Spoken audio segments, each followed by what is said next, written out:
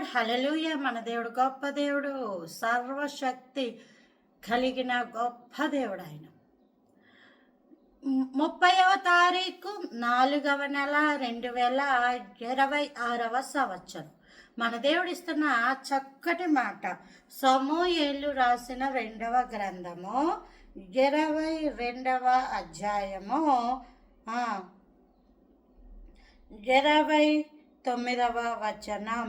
యెహోవా, నీవు నాకు దీపమై ఉన్నావు. మన దేవుడు దీపమై ఉన్న దేవుడు. దీపము అంటే వెలుగునిచ్చేది. ఇంటికి ఇల్లాలు దీపము అని అంటారు. ఇల్లాలు అన్న దగ్గర మనం ఏమి పెట్టుకోవాలంటే ఆశీర్వదించబడిన వాళ్ళు, దేవునిని తెలుసుకున్న ప్రజలు, దేవునిని ఎరిగిన వ్యక్తి ఆ ఇంటికి దీపమై ఉంటాడు.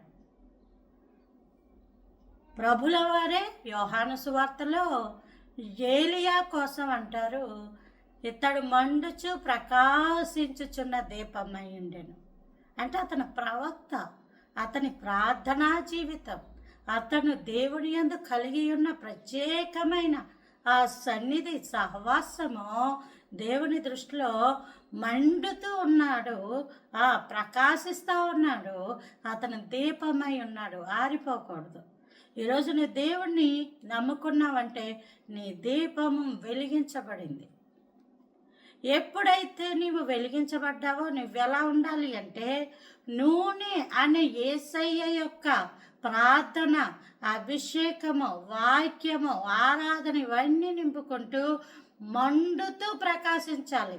మండుతూ ప్రకాశించాలి. ఏవైతే నీ మీదకి అడ్డుగా వస్తున్నాయో అవన్నీ కూడా ఆ వెలుగులో, ఆ కాంతిలో, ఆ మంటలో కాలిపోవాలన్నమాట. కాలిపోయి నీవు వాటిని జయించుకుంటా ప్రకాశించుదువు గాక. Praise the lord. ఆమేన్.